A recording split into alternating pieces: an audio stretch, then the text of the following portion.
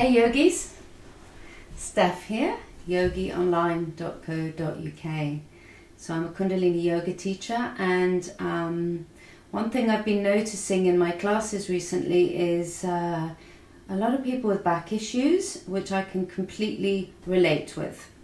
I have something called spina bifida occulta, and I won't go into that, but it presents as weakness in the back. And working with the navel, as we do so prominently in Kundalini Yoga, the navel being this navel plexus belly button area, also referred to and worked quite strongly in the martial arts, known as the har or the nabi. So working with this area has really helped for me to manage my back issues, to manage the pain and the stiffness that I naturally get or structurally get. So today I'll be showing a few exercises for the back, concentrating and focus at this navel plexus. So the navel plexus is quite interesting because it's not just related to sort of core strength and so on. It's also related to the emotional energy of anger. There's the livers there, to be liverish. As an old English phrase, is to be an angry person, to be liverish. The Chinese understand liver to be the storehouse of anger. So when we work with the navel plexus, we're working with anger as a positive energy, which is all about boundaries, will, confidence and strength. So believe it or not, we can process the so-called negative energy of anger into something that's going to serve us as yogis, as parents, as workers, as whatever we are in our day-to-day lives. So yeah, when we work with the navel, we work with confidence, will, strength, empowerment, courage and boundaries. And I've actually had quite a strong encounter with boundaries this week. So yeah, I've come back to my navel to really build some fire up so I can honour the anger and the trashing of boundaries that I felt this week. So I'm going to share those exercises with you. So if you've got a bad back, I just want you to take lots and lots of care as we practice these exercises. And we're going to begin with double leg lifts. So if you find yourself on your back, please. We're going to go for some double leg lifts. Now I like to begin with my hands under my bum. That supports my back. My weakness is in the lower back. We really want to make sure the lower back stays absolutely in contact with the ground. And you're going to inhale when the legs come up and exhale as they go down. You're going to inhale, open the navel point, strongly lift that belly button as you inhale, and as you exhale, the navel presses back in towards the ground, towards the spine. So I'm going to invite a very strong and a long, deep breath. For 2 minutes of this exercise, we've done 30 seconds. Inhale up and exhale down. Inhale up, exhale down. Inhale up, exhale down. Lots of breath. Really go for a long and deep breath with this. And as you inhale, you're pressing into the ground with the navel. And as you exhale, you're also pressing into the ground with the navel. So it's, although the navel's expanding, when it opens, it expands down as well. And as you exhale, it presses down into the ground. So you're really firm and solid in that navel plexus.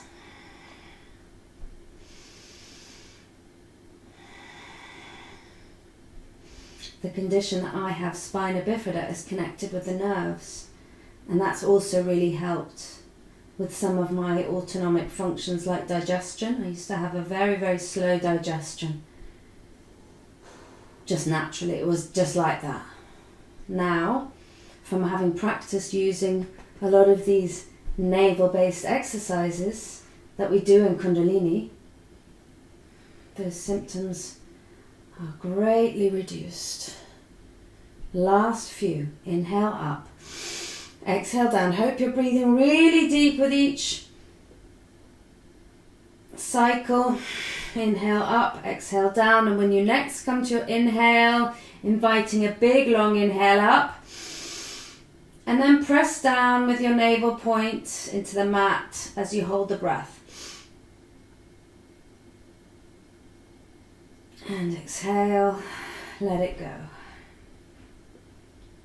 And then we're going to continue on with, we're going to have a leg open movement. So for a couple of minutes, we're just going to have the legs open and pointed.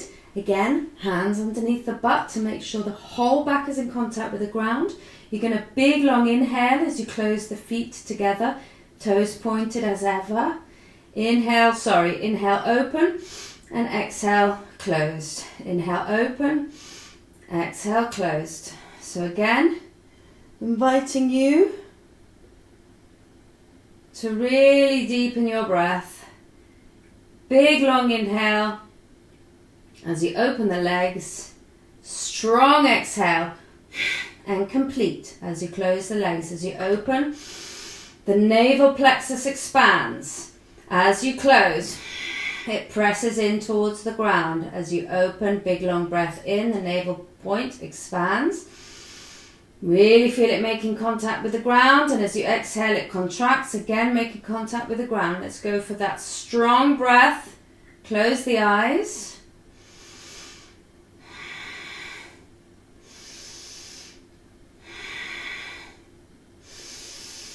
That's it, keep going. You really go for the breath. The magic is in the breath.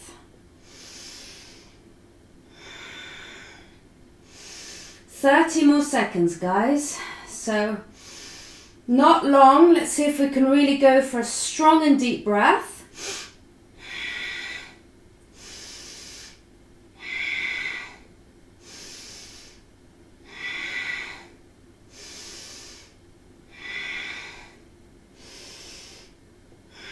Last few. Deepen the breath. Keep going. Keep the legs straight and pointed.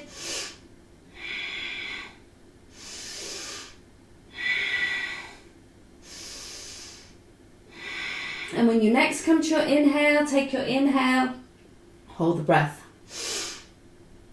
Press down, press the navel point down towards the spine, squeeze and hold. And release, and let it go. Let's take a moment. Lying on the back, maybe with the knees up, that gives a lovely spaciousness to the vertebra.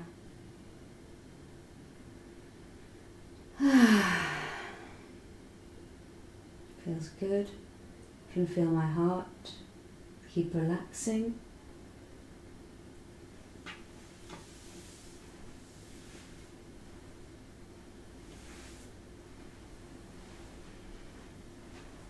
And in your own time, really nice and slow, we'll come up to sitting. So just take your time. We'll do, I think, 2 more exercises in this mini navel back reset. It's actually amazing for the mind as well, all that deep breathing. So when you're ready, have your feet together, knees up, and we're going to have the hands in towards the body like this, the palms facing the body, the elbows in, and we're going to inhale and raise one arm and open the legs, and then exhale, bring the arm back and close the legs. Inhale, the other arm open 60 degrees, palms still open towards the head, and exhale, bring the arm back. Is that clear? We're going to go for, I reckon, a couple of minutes. Let's see how we go. Might be less.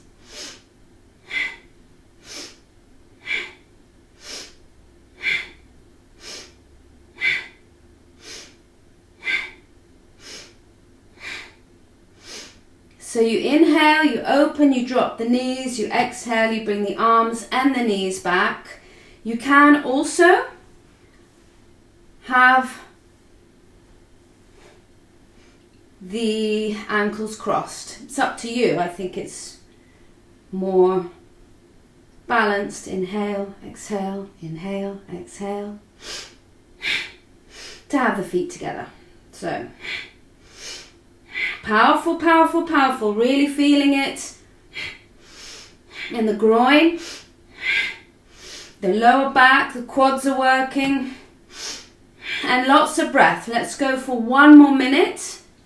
If you need to just take a rest out of it, it's powerful but finite. We've just got less than 1 minute. Let's keep going. Inhale, open, exhale, bring it in. Deep breath. And remember the navel motion of the breath. Inhale, open the navel.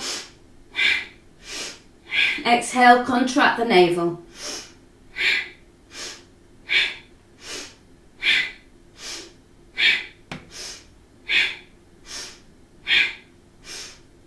"25 seconds.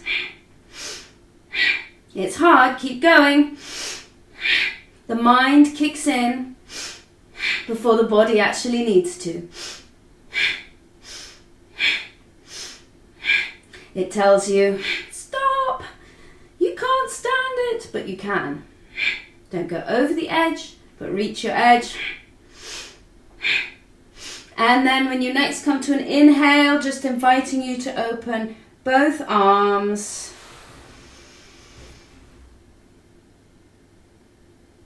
Hold. Keep the shoulders relaxed.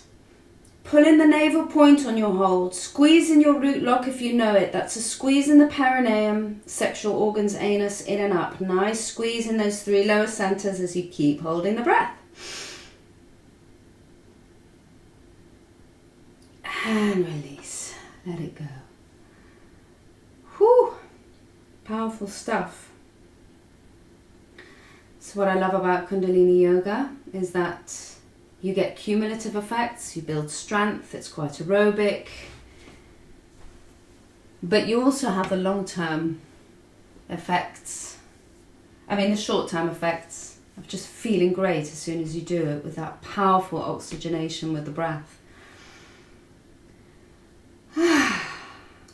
Lush. Okay, let's move on to one more exercise. We will do lovely Cactus. My very first Kundalini teacher trained and practiced in Arizona. She used to call this the Cactus pose. So you have your arms up. It's also candelabra pose it's known as.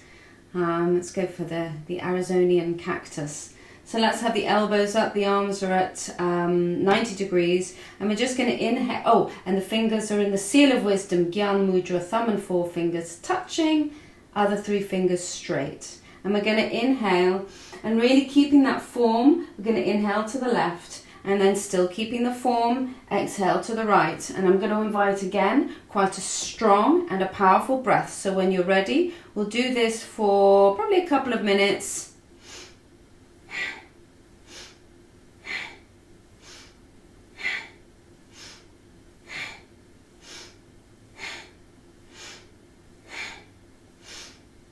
Inhaling left, exhaling right. So holding that mudra, the hand position, keeping the arms up, the elbows in line with the shoulders.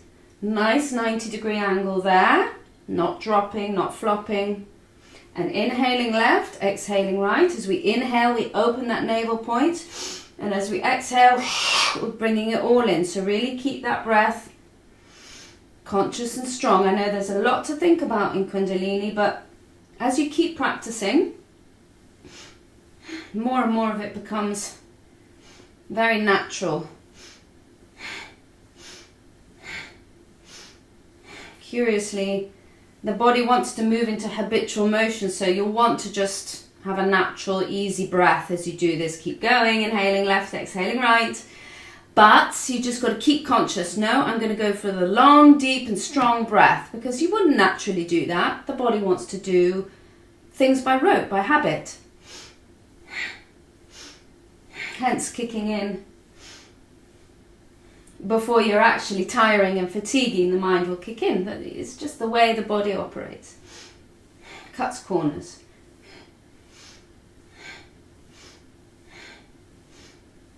Has to. There's so much going on that we need to process. Inhaling left, exhaling right. We've got 15 more seconds. Inhaling left, exhaling right.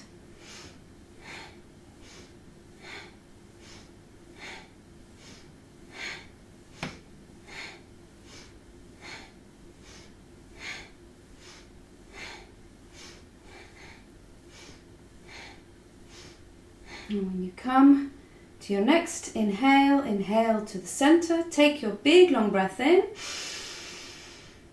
Hold. Drop the chin towards the chest. Keep the posture absolutely perfect. Squeeze in your navel towards the spine as you hold that breath. Keep the shoulders relaxed, neck relaxed. Squeeze in your perineum, sex organs, anus, in, up. Squeeze, squeeze, squeeze. You're really squeezing those 3 lower centers.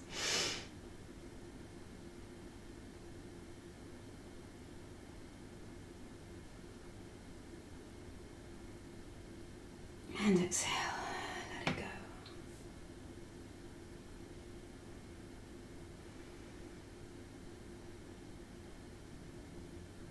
Let's take a few moments.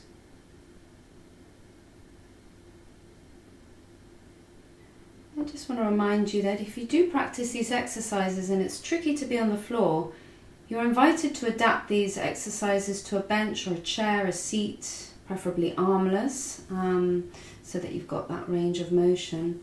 When I was first diagnosed with my spina bifida, I literally couldn't sit on the floor, and it's actually really something that needs to be habituated for quite a long time. So if you need to support a seated position, remember you can use loads of cushions under the knees. You certainly want to elevate the pelvis above the knees, so you've got a bit of a sort of a lower triangle, with the base being the knees, below the apex, which is your navel really. So yeah, really elevate. I use a Zafu, they're great. Wheat-filled cushions used for meditation. Really looks like nothing, but it's amazing. Called a Zafu, Z-A-F-U, or use a chair. The invitation is to make this work for you. See how you go. If you fancy practicing this at least daily, you could. See how it goes. Try it for 10 days. Set yourself a challenge.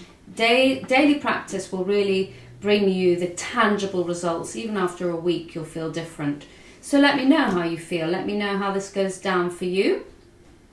My name's Steph. Thank you so much for tuning in. You can connect with me on Facebook. I'm at YogiOnline 108.